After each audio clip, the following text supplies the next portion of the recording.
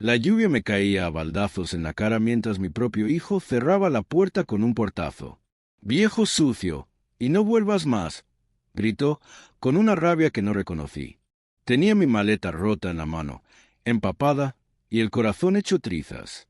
Lo que hice después, nadie lo hubiera imaginado.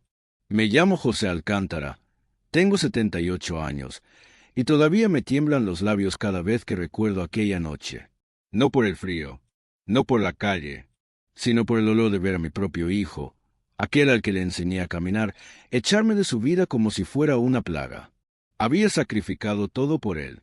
Hasta vendí el reloj de mi padre para pagarle los estudios. Aguanté hambre, humillaciones. Y cuando más necesitaba un techo, una sopa caliente, una palabra de consuelo, me arrojó a la calle como si yo fuera una basura. Antes de empezar, ya te pido, suscríbete al canal y déjame en los comentarios desde qué ciudad estás escuchando esta historia. Quiero saber cuántos corazones se conmueven con lo que estoy por contar. Te prometo que lo que pasó al final te va a dejar sin palabras. Yo había llegado a Buenos Aires con 17 años, sin nada más que una muda de ropa y una carta de recomendación que nunca nadie leyó.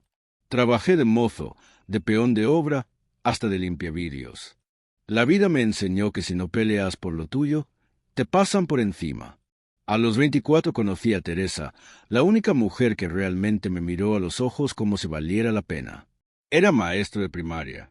Tenía la risa más dulce que escuché en mi vida y una paciencia que me salvó de caer más de una vez. Nos casamos al año, y un tiempo después nació Ramiro, nuestro único hijo. Yo me desvivía por ellos. Me levantaba a las 4 de la mañana para ir a laburar y volvía con los pies hinchados pero con una sonrisa. Jamás les faltó comida, ni amor. Aunque el dinero no alcanzara, mi casa estaba llena de abrazos. Cuando Ramiro cumplió 18, decidimos vender el coche viejo y unos terrenos que mi suegro nos había dejado para pagarle la universidad. «Es un buen chico», decía Teresa. «Va a llegar lejos». Y yo me lo creía. Él era educado, aplicado, pero algo cambió con los años. Al recibirse de abogado, empezó a juntarse con gente distinta. Dejó de venir a vernos seguido. «Estoy ocupado, viejo», me decía al teléfono. «Después te llamo». Y ese después se volvía semanas. Cuando Teresa se enfermó, él no fue al hospital. No fue al velorio. Ni una flor, ni una lágrima. «No pude, papá. Estaba en una audiencia importante». Fue todo lo que dijo. Yo lo perdoné, porque uno siempre perdona a un hijo. Pero en el fondo, una parte de mí se rompió para siempre. Con el tiempo, me fui quedando solo. La casa donde habíamos vivido estaba muy deteriorada. Ya no podía pagar los impuestos ni el gas. Así que un día, con la voz quebrada y el orgullo tragado, le pedí a Ramiro si podía quedarme con él unas semanas. Solo hasta conseguir un lugar. «Claro, viejo», me dijo, pero con una sonrisa forzada. «Mi casa es tu casa». No fue así. Desde el primer día sentí que molestaba, que respiraba de más. Su esposa, una mujer altanera, me miraba como si fuera un perro callejero. «Tus cosas huelen a humedad», me dijo una vez, y me escondí a los cubiertos. Me sirvieron comida en platos de plástico. Me prohibieron usar el baño principal. Una tarde escuché a mi nieto decirle a su madre: «¿Por qué el abuelo vive acá? Me da asco como huele». Esa noche no dormí. Al día siguiente, mientras fregaba la loza para no ser una carga, Ramiro me llamó al patio. Estaba serio, frío, con una expresión que no le conocía. «Viejo, no da para más esto. No te cuidas, no te bañas, te estás convirtiendo en una carga. Y no quiero que mi hijo crezca viendo esto». Me quedé mudo. Sentí que el corazón me latía en los oídos. «Te voy a dar unos pesos. Anda a un hogar de ancianos o a donde puedas, pero acá no podés quedarte». «¿Y todo lo que hice por vos, Ramiro?», le dije con la voz quebrada. Me miró como si no me reconociera, y dijo, casi escupiendo las palabras: «Vos ya diste lo que tenías que dar. Ahora solo estorbas. Sos un viejo sucio». Y me cerró la puerta en la cara. Ahí estaba yo, con mi maleta rota, bajo la lluvia, a los 78 años, echado por mi propio hijo, sin casa, sin familia, sin rumbo. Pero lo que Ramiro no sabía era que yo no estaba tan arruinado como pensaba. Si quieres saber qué pasó después y cómo di vuelta a esta historia, no te vayas. Caminé durante horas esa noche. No tenía destino. Solo quería alejarme. No sé si del barrio, de la casa o de mí mismo. Las luces de la ciudad me resultaban ajenas, como si cada farol me recordara que ya no pertenecía a ningún lugar. Me dolían las piernas, pero más me dolía el alma. En una plaza, debajo de un árbol grande, me senté a llorar, no por lástima, no por miedo, sino por la traición. Porque hay un dolor que atraviesa los huesos, que no lo calma ni el tiempo ni las palabras, que te hace preguntar en voz baja, ¿qué hice mal? Pasé esa noche ahí, envuelto en una manta que alguien había dejado olvidada en un banco. Me desperté con el canto de los zorzales y un perro callejero lamiéndome la mano. Fue la primera caricia que recibí en mucho tiempo. Al día siguiente, me acerqué a una parroquia del barrio de Once. Siempre supe que ahí daban café caliente y un poco de pan para los que no teníamos a dónde ir. El cura, un hombre joven pero con mirada de abuelo, me ofreció una sonrisa y un buen día que me hizo quebrar. ¿Cómo se llama, amigo? Me preguntó. José. José, sabe que no está solo. No supe qué responder. ¿Cómo explicarle que mi propio hijo me echó? ¿Cómo contarle que me llamaron viejo sucio después de una vida entera de sacrificios? Me limité a agradecerle por el café, y me senté en una esquina del salón comunitario. Durante los días siguientes, viví como un fantasma. Caminaba sin rumbo, recogía monedas del suelo y a veces limpiaba vidrios en los semáforos. Me daba vergüenza, no por el trabajo, sino porque yo no era eso. No era un mendigo. Tenía una historia, una vida, pero nadie parecía querer escucharla. Hasta que una mañana, mientras estaba sentado en la vereda de una librería cerrada, vi pasar a un hombre con un portafolios de cuero. Me miró, se detuvo, me observó como quien reconoce un rostro del pasado. ¿Usted es José Alcántara?, preguntó. Asentí, confundido. No sé si se acuerda de mí. Soy Julián Ferreira. Usted trabajó con mi padre en la metalúrgica hace más de 30 años. Siempre hablaba de usted. En ese momento, como un destello en la oscuridad, algo se encendió en mi memoria. Su padre, don Ernesto, había sido mi jefe y también mi amigo. Un hombre justo, de esos que ya no existen. Julián me ayudó a levantarme y me llevó a una cafetería. Pedimos 2 cafés con leche y unas medialunas. Era la primera comida decente que tenía en días. Charlamos durante horas. Le conté todo, desde la muerte de Teresa hasta el momento en que mi hijo me echó. Él escuchaba en silencio, con los ojos húmedos. Don José, mi padre siempre decía que usted era el hombre más honesto que había conocido. ¿Sabe qué más me dijo antes de morir? Negué con la cabeza, que si algún día usted estaba en problemas, yo tenía que ayudarlo. Me quedé mudo. No sabía si llorar, si reír o si abrazarlo. Lo único que pude decir fue, gracias, hijo. No sabes lo que significa esto para mí. Ese mismo día me ofreció quedarme en un departamento que tenía desocupado. Nada lujoso, pero limpio, digno. Me dio ropa, comida y hasta me consiguió una consulta médica. Era como si de pronto el universo me estuviera pidiendo perdón por todo. Pero todavía no te conté lo más importante. Años atrás, cuando mi suegro falleció, nos dejó unos terrenos en Córdoba. En aquel entonces no valían nada. Estaban lejos, llenos de maleza. Ramiro no quiso saber nada con ellos. Son un gasto, dijo. Pero yo, por alguna razón, los conservé. Los puse a mi nombre y los dejé ahí, olvidados. Durante el tiempo que estuve con Julián, empecé a pensar en eso. Le pedí que me ayudara a investigar. Y cuando vio los papeles, se quedó boquiabierto. José, ¿sabes lo que tenés acá? Estos terrenos valen una fortuna ahora. Están en plena zona turística. Hay inversores buscando exactamente esto. No podía creerlo. Después de tanto, era rico. No en millones, tal vez. Pero tenía lo suficiente para vivir con dignidad el resto de mis días. Sin depender de nadie. Sin tener que pedir permiso para existir. Pero no hice nada enseguida. Me tomé mi tiempo. Quería pensar, reflexionar y también planear. Porque si hay algo que aprendí en la vida, es que uno puede perdonar, pero nunca debe olvidar. Pasaron algunos meses desde que descubrí que esos terrenos olvidados en Córdoba ahora valían más de lo que había ganado en toda mi vida trabajando. La vida, que me había escupido tantas veces, de pronto me devolvía la dignidad que otros me habían robado. Pero no me apresuré. No salí corriendo a vender ni a mostrar papeles. Me tomé mi tiempo. Quería observar, entender y también sanar. Cada vez que pensaba en Ramiro, me dolía. No solo por lo que me dijo, sino porque me di cuenta de que no lo conocía más.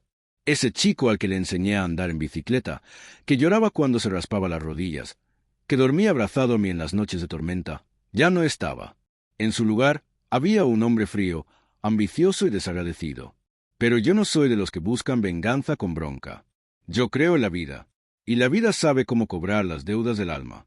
Julián, ese ángel inesperado que apareció cuando más lo necesitaba, me ayudó a contactar a una inmobiliaria seria. Evaluaron los terrenos, hicieron estudios y al poco tiempo llegaron las primeras ofertas. Una de ellas era tan buena que me temblaron las manos al firmar. No solo podía comprar una casa propia, sino también vivir tranquilo, ayudar a otros y quizás dar una última lección a mi hijo.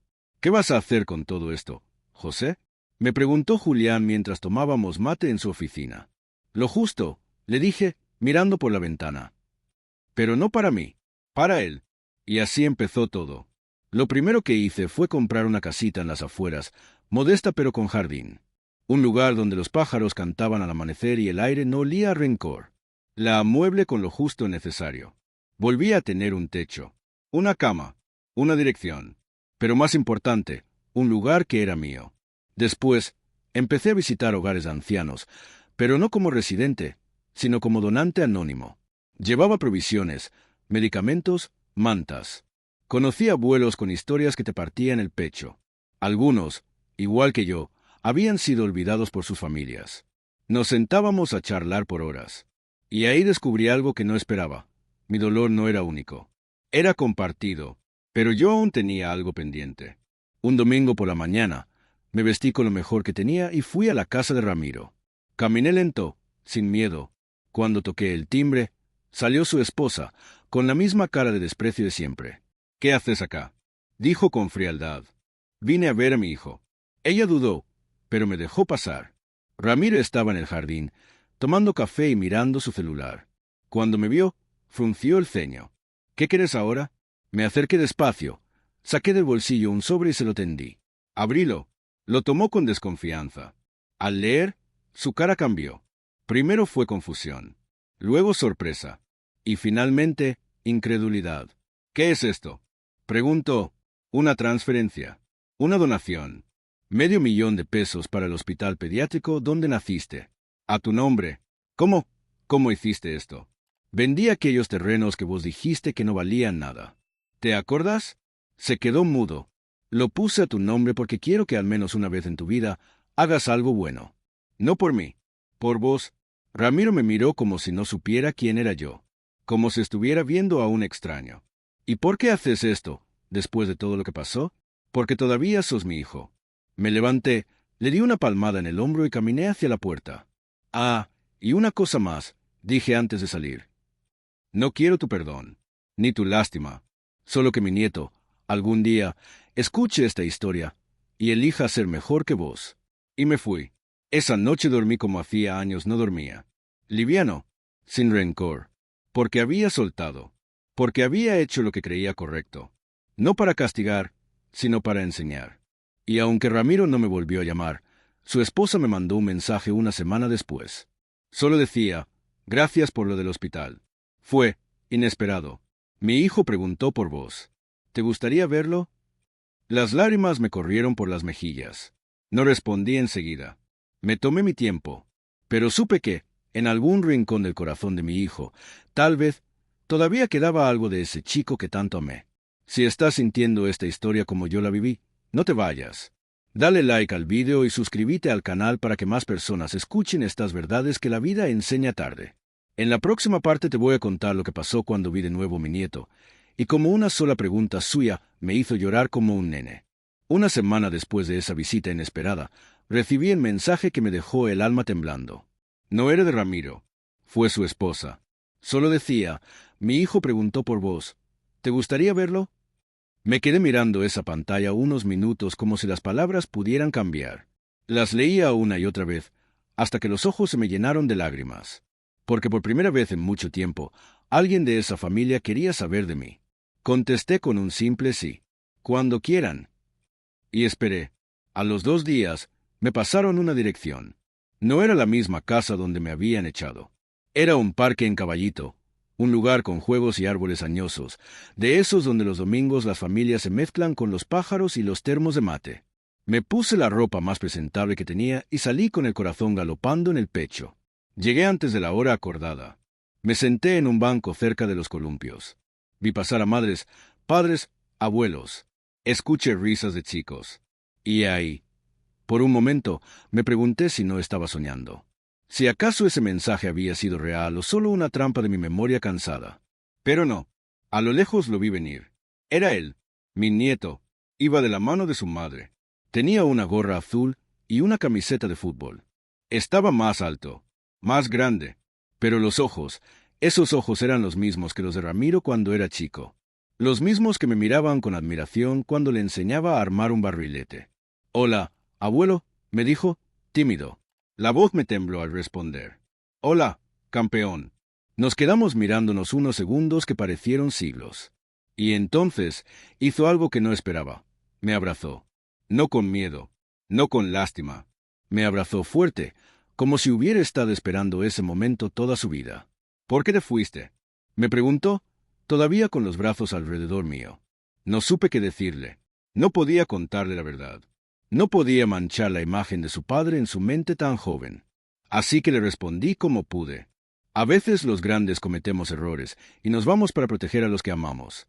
Pero nunca dejé de pensar en vos. Se sentó a mi lado. Me mostró un álbum de figuritas que llevaba en la mochila. Habló sin parar durante media hora. De fútbol, de la escuela, de sus amigos. Yo le escuchaba y no podía evitar imaginar cómo hubiera sido todo si las cosas hubieran sido distintas. Si Ramiro no me hubiera echado. Si Teresa estuviera viva. En un momento, me miró fijo y me dijo, «¿Vos sos pobre, abuelo?». La pregunta me descolocó. «¿Por qué lo decís?». «Porque papá dice que no tenemos que hablar de vos porque sos pobre y que los pobres son peligrosos». Sentí un puñal en el pecho. No por la palabra pobre, sino porque me di cuenta que le estaban llenando la cabeza con prejuicios, con vergüenza, con miedo. Me incliné hacia él, le acaricié el cabello y le dije algo que espero nunca olvide. Ser pobre no tiene nada que ver con el bolsillo. Tiene que ver con el alma. Hay gente con mucho dinero que está vacía por dentro. Y hay otros, como yo, que aunque tengan poco, están llenos de historias, amor y dignidad. Él asintió como si entendiera más de lo que yo esperaba. Luego, sacó una figurita repetida del álbum y me la dio. «Para que te acuerdes de mí». La guardé en el bolsillo del saco como si fuera oro puro. Porque en ese gesto chiquito me devolvió algo que creí perdido para siempre. Después de ese encuentro, nos vimos algunas veces más. Siempre en secreto. Siempre en espacios abiertos. A escondidas de Ramiro. Pero un día, todo cambió. Era un sábado a la tarde. Estábamos en el mismo parque, jugando a las cartas. Me reía con ganas. Hacía tiempo que no me sentía así. Entonces escuché una voz a mis espaldas. «¿Qué haces con mi hijo?». Era Ramiro. Estaba rojo de furia. El chico se paró de un salto. «Papá, solo estaba con el abuelo. Te dije que no tenías que verlo». «Vamos». Pero mi nieto no se movió. Me miró. Luego lo miró a él. Y dijo algo que me partió el alma. «Si no lo querés ver vos, es tu problema. Pero yo sí lo quiero ver». Ramiro se quedó helado. Por un segundo, no supo qué responder. Se dio vuelta, murmuró algo entre dientes y se fue, dejándonos solos. Ese fue el día en que entendí que la historia no se repetía, que el ciclo se había roto, que mi nieto, a pesar de todo, había elegido con el corazón. Esa noche, al volver a casa, prendí una vela y le hablé a Teresa como lo hacía antes. «¿Viste lo que hizo?», le dije, con lágrimas en los ojos. Nuestro nieto no se dejó contaminar, y sentí, en el silencio del cuarto, como si ella me respondiera con esa sonrisa que tanto extraño. Si esta parte te tocó el corazón, suscríbete al canal y compartí esta historia. En la próxima y última parte, te voy a contar cómo cerré este capítulo de mi vida con una decisión que cambió todo, y cuál fue mi mayor enseñanza después de tanto dolor. El día que decidí cambiar mi testamento, No lo hice por bronca. Lo hice por amor. Amor a la vida que me enseñó a los golpes. Amor a la dignidad que recuperé. Y, sobre todo, amor a mi nieto, que supo mirarme con el alma cuando todos los demás me habían dado la espalda. Fue un martes, soleado, de esos que parecen bendecidos.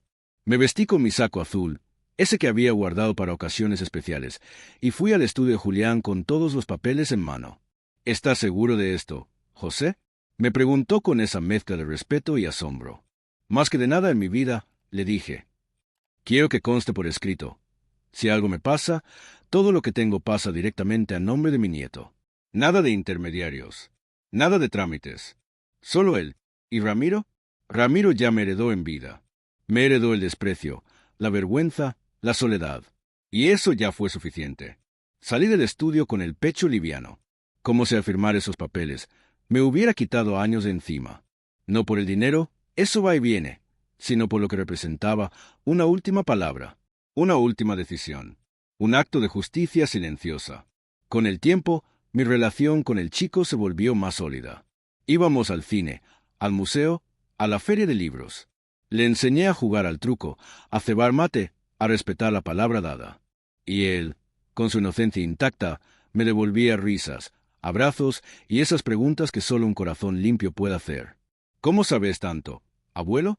Porque viví mucho, y aprendí más de los errores que de los aciertos. Una tarde me dijo algo que me desarmó. Cuando sea grande, quiero ser como vos. Yo me reí, pero por dentro me rompí en 1000 pedazos. Porque ese chico no sabía todo lo que había tenido que tragar para llegar hasta ahí. A Ramiro no lo vi más, salvo una vez, por casualidad, en una confitería del centro. Él iba saliendo, hablando por teléfono, trajeado, con ese paso apurado de los que corren tras algo que nunca alcanzan. Me vio, se detuvo, dudó, y luego siguió de largo. Ni un saludo, ni una palabra. Y yo entendí que estaba bien así, que no hacía falta más, que lo que debía decirle ya lo había dicho, con hechos, con firmeza, con una elegancia que no necesita gritos. Pasaron algunos años. La vida se volvió tranquila, simple, a mi manera. Cada mañana me despertaba con el canto de los pájaros y preparaba un mate mirando el jardín. Me gustaba ver las plantas que había sembrado crecer sin apuro, como si me hicieran compañía. Mi salud empezó a aflojar, claro, cosas de la edad. Los huesos dolían más. La vista fallaba, pero nunca me sentí débil, porque el alma, esa se había fortalecido. Una mañana me desperté sintiéndome distinto. No mal, solo distinto, como si el cuerpo me estuviera diciendo, prepárate, que falta poco. Y no me asusté. Llamé a mi nieto y le pedí que viniera. Abuelo, ¿estás bien? Estoy viejo, hijo, pero estoy en paz.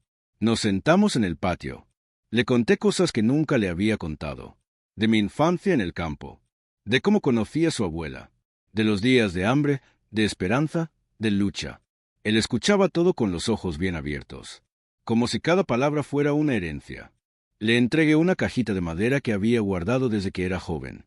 Adentro había una carta, unas fotos viejas y esa figurita repetida que me había dado el día que nos reencontramos. Esto es para vos. No tiene valor económico, pero tiene todo el valor del mundo. Él la abrió con cuidado. Leyó la carta. Me abrazó fuerte. No dijo nada. No hizo falta. Esa noche me acosté temprano. Dormí profundo, sin pesadillas, como si el cuerpo y el alma hubieran hecho las paces. No sé cuándo va a llegar mi hora. Tal vez mañana, tal vez en unos años. Pero cuando llegue, me voy a ir tranquilo. Porque fui echado como un perro, pero me levanté como un hombre. Porque me llamaron viejo sucio, pero viví con más limpieza en el alma que muchos con trajes planchados. Porque me quisieron enterrar en el olvido, y terminé floreciendo en el corazón de quien realmente importa. Y si alguien escucha esta historia y se siente identificado, solo quiero decirle algo. No importa quién te dé la espalda. No importa cuántas puertas se te cierren. Mientras respires, podés cambiar tu historia. Porque el amor verdadero, la dignidad y la paz no se compran. Se construyen, se conquistan. Gracias por escucharme hasta acá. Si esta historia le tocó el alma, comenta desde qué ciudad nos estás oyendo, suscríbete al canal y deja tu like para que más personas conozcan esta historia real de vida.